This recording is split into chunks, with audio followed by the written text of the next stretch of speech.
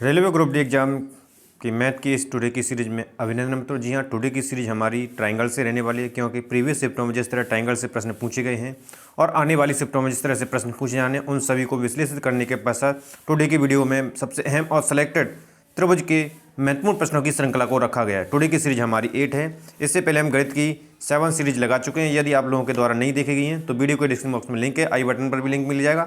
आप सभी सीरीज को और एक एक प्रश्न को बेहतर तरीके से लगा सकते हैं, क्योंकि एक एक प्रश्न आपका आने वाली शिफ्टों में यदि आपका एग्जाम है तो आपके लिए निश्चित रूप से 1 से 2 अंक श्योर करने वाला ही है। जी हाँ मित्रों, और यदि आप हमारे चैनल पर पहली बार विजिट कर रहे हैं तो चैनल को सब्सक्राइब करते हुए पास में जो बेल आइकन है उसको प्रेस करेंगे, ताकि समय से लेटेस्ट वीडियो का नोटिफिकेशन आपको मिलता रहेगा और आप रेलवे ग्रुप डी एवं अन्य कॉम्पिटिशन एग्जाम की तैयारी बनी रहेगी। टुडे की वीडियो को आरंभ करते हैं हम। तो टुडे की वीडियो का हमारा जो सबसे अहम और इम्पोर्टेंट प्रश्न है हमारा, 2 आकृतियाँ जिनके आकार समान हों परंतु आवश्यक रूप से आमाप समान न हो कहलाती हैं। कॉपी पेन पेपर लेकर बैठिए और वीडियो को बीच में पॉज करिए। कितने समय में लगा पाती हैं, क्योंकि टाइम मैनेजमेंट आपको बेहद इंपॉर्टेंट है आने वाली शिफ्टों में यदि आपका एग्जाम है तो वे आकृतियां आपकी समरूप आकृतियां कहलाती हैं। ठीक है, समरूप आकृतियां क्या होती हैं? जिनका आकार तो समान होता है लेकिन जो अमाप होती है वो समान नहीं होती है। ठीक है, आंसर यहाँ से सी करेक्ट हो जाएगा। अगला प्रश्न आपके लिए, चित्र में त्रिभुज ABC और त्रिभुज AEF समरूप हैं। ये दोनों त्रिभुज दिए हुए हैं, ट्रायंगल भी दिया हुआ है। ठीक है, तो यहाँ से कोण AEF बराबर होगा, जो AEF है इसका जो एंगल पूछा गया ये किसके इक्वल होगा। अब देखिए समरूप त्रिभुज का नियम क्या कहता है वो आपको याद होना चाहिए। ठीक है, यदि याद है तो आप इसको अच्छी तरीके से लगा पाएंगे। तो समरूप त्रिभुज यदि समरूप हैं तो उनके संगत कोण क्या होते हैं? बराबर होते हैं, याद रखेंगे। तो यहाँ से इक्वल होगा ये इधर वाले कोण के। ठीक है, किसके कोण होगा? ये इक्वल होगा ACB के इक्वल होगा। तो ACB या ABC यहाँ से ऑप्शन किस में है? B में है, तो आपका B करेक्ट हो जाएगा। ये विशेष का ध्यान रखना है। अगला प्रश्न आपको, त्रिभुज ABC में रेखा AD कोण BAC की अर्धक रेखा है। BD अनुपात DC का अनुपात होगा। प्रश्न को ध्यान से समझ लीजिए, फिगर को भी देख लीजिए, जिससे कि आप सही तरीके से आंसर लगा पाएँ। तो यहाँ से जो आंसर आ जाएगा आपका ऑप्शन A करेक्ट होगा, 6:5 निकलेगा इसका। ठीक है, फिगर को देखने से तुरंत आपका बन गया। चित्र में EF समांतर है BC के। यदि AE अनुपात BE बराबर है 4:1 और CF बराबर 1.5 सेंटीमीटर है तो AF की लंबाई ज्ञात करनी है। AF इसकी लंबाई आपको ज्ञात करनी है। ठीक है, ध्यान से प्रश्न को समझेंगे। प्रश्न को देखा आपने तो देखिए ABC और AEF दोनों त्रिभुज जो हैं समरूप त्रिभुज हैं। किस तरह के त्रिभुज हैं? समरूप त्रिभुज हैं। जब त्रिभुज समरूप है तो उनकी प्रमेय क्या कहती है कि AE, याद रखेंगे, इसकी भुजाओं का अनुपात और BE दूसरे त्रिभुज की भुजाओं का अनुपात बराबर होता है AF अपॉन हो जाएगा आपका CF हो जाएगा। यहाँ से अब वैल्यू पुट कर देंगे। इसकी वैल्यू कितनी दी है? AE अनुपात BE बराबर 4:1 यानी 4/1 यहाँ दिया हुआ है। ठीक है, बराबर CF दिया हुआ है, AF ज्ञात करना है तो AF बराबर 1.5 क्रॉस मल्टीप्लाई कर देंगे। यहाँ से आपको आंसर मिल जाएगा 6 सेंटीमीटर। और 6 आप देख लें किस ऑप्शन में दिया हुआ है, यानी ऑप्शन B में दिया हुआ है, तो यहाँ से B आपका राइट आंसर हो जाएगा। एक एक प्रश्न को बेहतर तरीके से समझते हुए चलेंगे। ठीक है, चित्र DE समांतर है BC के तो AE की माप होगी। तो यहाँ से चित्र को एक बार फिगर को समझें, प्रश्न को समझें। ठीक है, एक बार प्रश्न ना समझ आए तो आप उसको पुनः रीड करें, जिससे कि बेहतर तरीके से बन पाए। अब देखिए पूछा गया है ABC, ये त्रिभुज ABC है और एक त्रिभुज ADE है।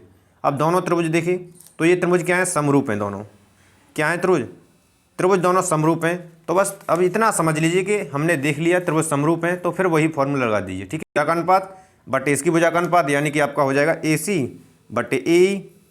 ठीक है, AC इक्वल होगा AE के बटे अनुपात बराबर होगा। ठीक है, बराबर होगा आपका BC बटे DE के। तो यहाँ से आप वैल्यू पुट कर देंगे, वैल्यू आपको पता है। ठीक है, तो यहाँ से इसकी x वैल्यू दी है और ये 3 है तो ये x+3 हो जाएगा। AC की वैल्यू कितनी हो जाएगी? x+3 हो जाएगी, यानी x+3 बटे यहाँ x हो जाएगा बराबर 6/4 हो जाएगा। क्रॉस मल्टीप्लाई करेंगे, सॉल्व करेंगे तो यहाँ से भी आपको 6 सेंटीमीटर ही प्राप्त होगा। तो 6 सेंटीमीटर यहाँ से आपका आंसर करेक्ट हो जाएगा। ठीक है, एक एक प्रश्न को समझते हुए चलेंगे बेहतर तरीके से। अगला प्रश्न आपका, संलग्न चित्र में DE समांतर है BC के, AD बराबर 3 है, BD बराबर 4 है और DE बराबर 6 सेंटीमीटर। तो BC की माप होगी। ठीक है, माप दी हुई है, फिगर भी आपने देख लिया, चित्र देख लिया, समझ लिया। देखो यार फिगर को समझ लें तो देखिए दिया क्या है, DE समांतर है BC के, ये BC है और ये DE है, ये दोनों समांतर है। ठीक है, तो जो त्रिभुज ABC है, यहाँ से त्रिभुज ABC है और AD, ये कैसे हैं, आपस में समरूप त्रिभुज होंगे। कैसे होंगे, समरूप होंगे। तो समरूप त्रिभुज की प्रमेय लगा दीजिए, नियम जो है उसे लगा देंगे हम। ठीक है, यानी कि AB ये त्रिभुज की भुजा बट्टे दूसरी त्रिभुज कौन सा है आपका AD अनुपात बराबर इसी प्रकार BC बट्टे ये BC है बट्टे DE, एक और रहे होंगी ये भुजाएं। अब वैल्यू पुट कर दीजिए। तो देखिए AB की वैल्यू कितनी है, AB की यहाँ 4 और 3 7 है बट्टे 3 बराबर BC की वैल्यू आपको ज्ञात करनी है और DE वैल्यू यहाँ से 6 दी है। क्रॉस मल्टीप्लाई कर देंगे तो आपको यहाँ से 14 प्राप्त होगा। कितना प्राप्त होगा, 14 सेंटीमीटर। और 14 किस ऑप्शन में दिया हुआ है, ऑप्शन सी में दिया हुआ है। तो यहाँ से आंसर आपका ऑप्शन सी हो जाएगा। एक एक प्रश्न को बेहतर तरीके से समझते हुए चलेंगे। नेक्स्ट है आपका, दो समरूप त्रिभुजों का क्षेत्रफल 32 वर्ग सेमी और 48 वर्ग सेमी है। यदि पहले त्रिभुज की एक भुजा का वर्ग 24 वर्ग सेमी हो तो दूसरे त्रिभुज की संगत भुजा का वर्ग होगा। प्रश्न को रीड किया, समझा।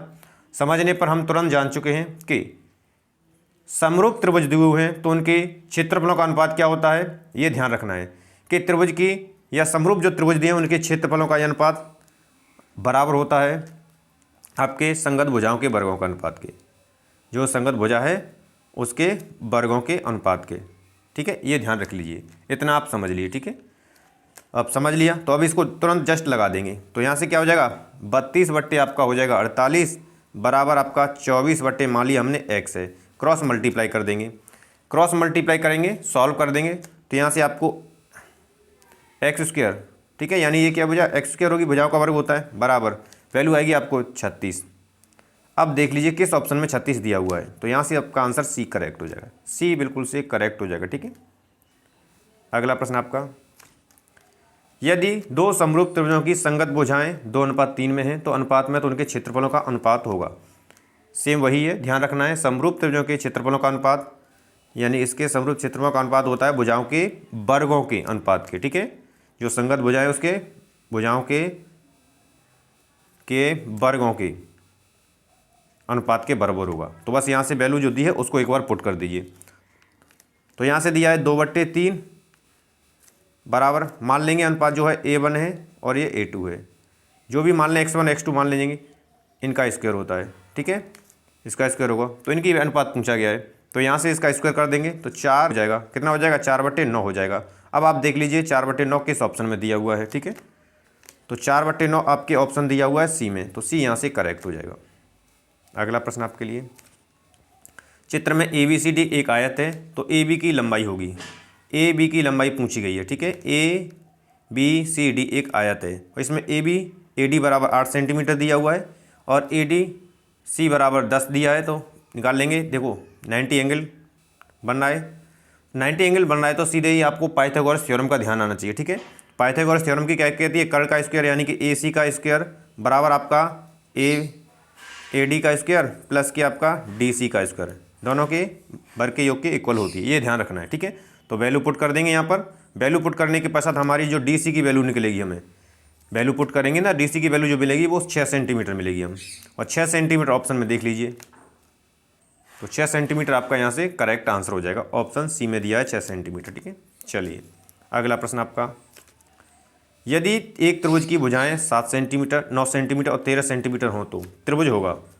भुजाएं दी गई हैं, अब पूछा गया है कि त्रिभुज कैसा होगा। ऑप्शन देखकर आप समझ चुके हैं। तो देखिए त्रिभुज की भुजाएं दी हैं तो ये 90 एंगल बना रहा है, तो हमें सिर्फ पाइथागोरस थ्योरम ही ध्यान रखनी है। पाइथागोरस थ्योरम क्या कहती है, यदि AC का स्क्वायर यानी कर्ण का स्क्वायर बराबर होता है उसके लंब के यानी कि AB के स्क्वायर के प्लस की आपके BC के स्क्वायर के योग के बराबर होता है। ठीक है, तो यानी जो कर्ण है, जो बड़ी वाली भुजा होती है वो सबसे बड़ी कर्ण होती है, ठीक है। तो बड़ी वाली भुजा है इसका इक्वल होना चाहिए, ठीक है, इतना याद रखना है। तो बड़ी वाली भुजा कितनी दी है, 13 सेंटीमीटर। तो 13 का स्क्वायर बराबर आप देख लेंगे 7 का स्क्वायर प्लस के 9 का स्क्वायर। तो 13 का स्क्वायर 169 होता है और 7 का स्क्वायर 49 और 9 का 81 हो गया। दोनों को ऐड किया तो देखिए 169 इधर रहा और इधर जोड़ करके कितना हो जाएगा, 149 और 130 हो जाएगा, ठीक है।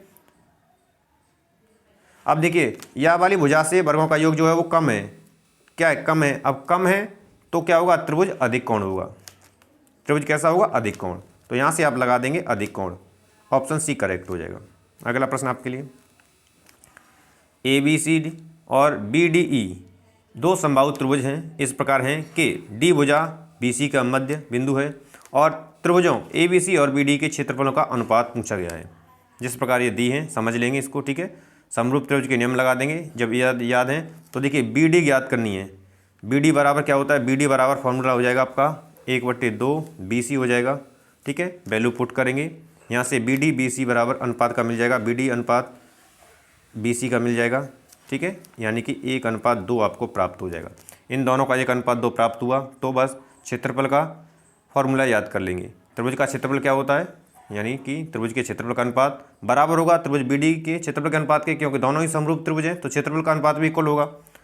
तो यहाँ से बस BC का स्क्वायर